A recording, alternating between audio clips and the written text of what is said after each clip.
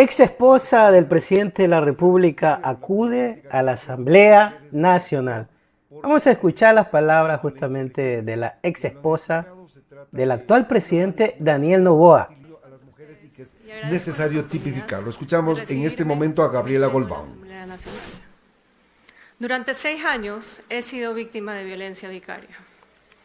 Y quiero repetir estos términos, violencia vicaria, para que calen en el país y se comprendan en toda su dimensión. Le voy a interrumpir antes de que usted continúe la comparecencia, y por disposición de la presidencia, en este momento desalojan las barras altas. Señores de la escolta legislativa, proceda a desalojar las barras altas porque no vamos a permitir ni proselitismo político ni faltas de respeto. Se paró dura la presidenta y justamente hablaba sobre ese tema. Vamos a conocer un poquito más para que entiendan muchos ciudadanos. Cabe mencionar que esa es la barra justamente que trajo al parecer el presidente de la República, ¿no? La violencia vicaria es la forma más atroz de agresión a una mujer. Es una violencia extendida, desplazada y cuyo fin último es herir a la mujer a través de los que más ama, nuestros hijos. Se observa cuando el agresor, que es una expareja, no tiene control directo sobre la mujer, pero busca herirla a través de sus hijos y otros miembros del círculo familiar. Afecta su bienestar físico, psicológico y emocional. Nos derrumba. Mi ex esposo ha instrumentalizado a mi hija.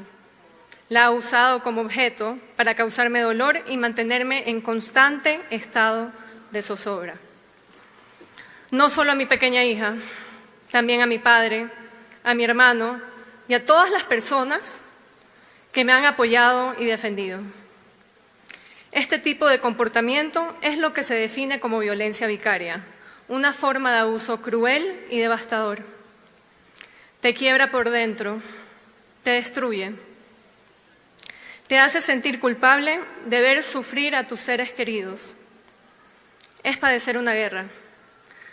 La violencia vicaria es muerte en vida.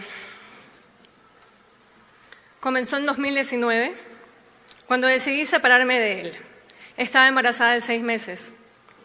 Lo que pensaba que sería un proceso doloroso, pero necesario, se transformó en una pesadilla. No solo comenzó a atacar mi integridad emocional, sino que, a través de terceros, pretendió obtener información médica de mi ginecólogo. Este tercero, hoy, forma parte de su listado de asambleístas. Ay, ay, ay. Mi padre también fue víctima de su acoso al ser acusado por algo tan absurdo que la denuncia fue desechada. Cuando nació nuestra hija, empezó a acosarme emocionalmente con el pretexto de querer ver a la niña. Los pedidos se volvieron cada vez más complejos, como pretender que yo se la entregue a su abuela paterna para que ella la lleve a Nueva York a verlo cruzar la meta de una maratón. Mi hija tenía apenas 6 meses de edad. Ay, ay, ay, qué cosa. Ante mi negativa a cumplir con sus múltiples deseos, su tono se volvió más agresivo y luego se convirtió en una retahíla de demandas en mi contra y en contra de mi familia. Ya sumo 42 y contando. 42. Recibí una demanda por régimen de visitas, donde el régimen de visitas provisional era fuera de proporción para una bebé recién nacida. Luego llegó la demanda de divorcio, después 9 denuncias penales. Durante varios fines de semana, la garita de mi ciudadela estaba plagada por un sinnúmero de abogados, notarios, cámaras y guardaespaldas fuertemente armados que, acompañando a mi ex esposo, exigían llevarse a mi hija. Recuerdo que siempre le pedía que ingrese a mi casa a visitar a nuestra hija, pero él se rehusaba. Él se la quería llevar. A la fuerza, con violencia.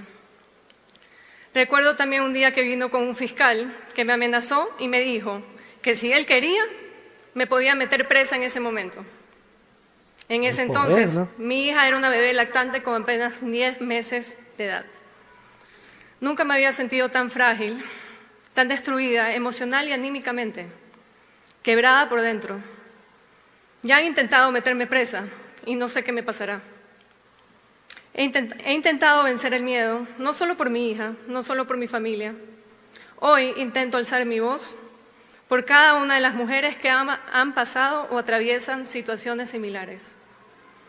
Las denuncias y demandas siguieron llegando. También empezaron a llegar videos difamadores por WhatsApp a mi familia y al círculo social cercano. Luego aparecieron en Twitter.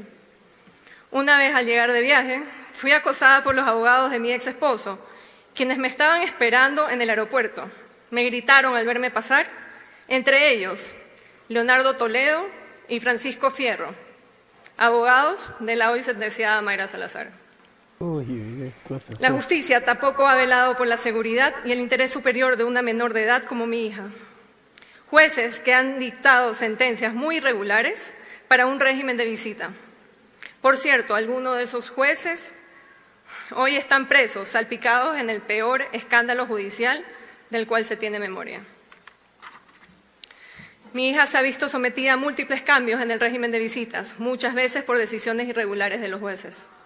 Esto ha causado inestabilidad en su vida y en su desarrollo.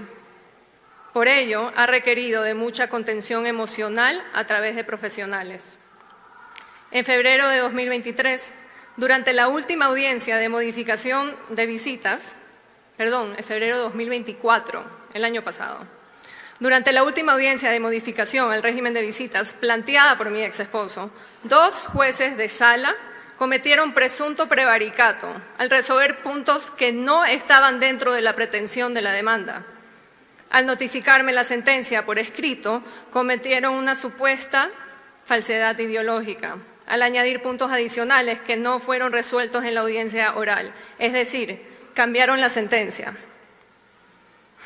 Uno de estos jueces, que fue el ponente, es cónyuge de una abogada de mi ex esposo, quien lo patrocinó en una denuncia contra mi padre por un tema relacionado a mi hija. Hoy es juez de una sala de lo civil, el otro juez de una sala de lo penal. Mi ex esposo envió a mi residencia a su actual esposa, junto a su abogada, una notaria, la INAPEN, y los militares fuertemente armados con metralletas para hacer cumplir esta orden judicial. Se querían llevar una vez más por la fuerza a mi hija, pero esta vez usando todo el aparataje y el poder del Estado. Me negué a que se lleven a mi hija hasta que los jueces aclaren por qué habían cambiado ilegalmente la sentencia. Por eso, el padre de mi hija ordenó que se retire la seguridad militar que le había asignado desde noviembre de 2023. Así es, el padre ordenó retirar la seguridad de su hija. Mi hija ha sido expuesta en redes sociales por su padre y su actual esposa y en medios públicos. A pesar de que existe una orden judicial desde el 2020 que establece que su imagen solo puede ser publicada en las redes sociales privadas de la madre, del padre, de los abuelos paternos y los abuelos maternos. En la actualidad, su imagen circula por todos lados y encima no tiene seguridad. En su último cumpleaños no la pude ver, pero la vi en redes sociales de la esposa de su padre y en varios periódicos nacionales que publicaron noticias tituladas «La hija del presidente celebró su cumpleaños número 5». He llegado al punto de tener que exigir públicamente que me devuelvan a mi hija, cuando mi ex esposo se fue de viaje y se negó a traerla de regreso a nuestra casa. Ese fin de semana que coincidió con su viaje era el Día de la Madre. Muchos dicen, ¿por qué hago este reclamo ahora? ¿Por qué justo en este tiempo? ¿Existe acaso un tiempo ideal y perfecto para una madre que ama infinitamente al ser que trajo al mundo? Cualquier momento será vital para reclamar por el bienestar de su hijo o hija. Yo llevo reclamando ya 6 años. 6 años. Los procesos no los escogí ni los activé yo. Yo no he ido a poner medio centenar de demandas, no he sido yo. Yo no soy política, ni tengo aspiraciones políticas. Solo quiero que el pésimo enemigo me deje en paz. Quiero que mi hija esté rodeada de libertad, amor y sin decenas de policías tratando de llevársela. Los abogados que han llevado estas 42 demandas y denuncias en mi contra y en contra de mi familia han sido parte del círculo de poder de mi ex esposo. Entre ellos, la exministra del Interior, el expresidente del Consejo de la Judicatura, el actual ministro de Salud y el abogado Fernando Yávar, quien hoy representa a mi ex esposo en la designación de los nuevos miembros de la Corte Constitucional. Desde mi separación he sido objeto de una persecución judicial que busca ahogarme emocional, económica y jurídicamente. Mi ex esposo ha presentado 3 incidentes al régimen de visitas, una demanda por tenencia compartida, figura legal que no existe en la legislación ecuatoriana. Además, ha presentado 10 demandas seguidas por salida del país y la más reciente, una demanda por rebaja de pensión alimenticia, cuyo expediente ha sido declarado reservado por el juez a pedido de mi ex esposo y resuelto de forma unilateral, sin permitirme opinar ni conocer sobre el alcance de dicha decisión adoptada por la sola petición de mi ex esposo, y cuya audiencia se celebrará finalmente mañana en plena campaña electoral. Entonces, ¿quién es el que judicializa la política? Esta persecución judicial inició en 2019, pero ahora se ha intensificado con el uso del andamiaje político y judicial, con su poder económico y su poder político. Mi hermano Federico Goldbaum hoy es perseguido por el fiscal de confianza de mi ex esposo, Carlos Alarcón. El actual ministro de Salud, el abogado Edgar Lama, presentó una denuncia penal por la contratación de los seguros de Petroecuador que pretendía ser anónima o de identidad protegida, y tras múltiples irregularidades terminó ese caso en manos del fiscal Alarcón. La audiencia de vinculación se convocó el mismo día de la elección de primera vuelta. En la audiencia virtual practicada prohibieron el ingreso de los medios de comunicación a pesar de ser pública. El fiscal cambió el sistema penal, pues la regla es investigar para acusar. En este caso, sin embargo, primero acusó y luego ordenó prácticas investigativas. Existen 3 informes periciales de un experto en finanzas, seguros y contratación pública que dicen no hay delito. Adicionalmente, dentro de las 42 causas judiciales, se encuentra procesado mi padre por una demanda civil por daño moral por $100.000. Incluso, Daniel Noboa me demandó por daños y perjuicios. Exigía $20 millones. No ganó. Además, está pendiente un proceso en casación por una demanda de daño moral en mi contra por $200.000. Una persecución que no me ha permitido rehacer mi vida. He pasado en juzgados defendiendo a mi hija, a mi familia.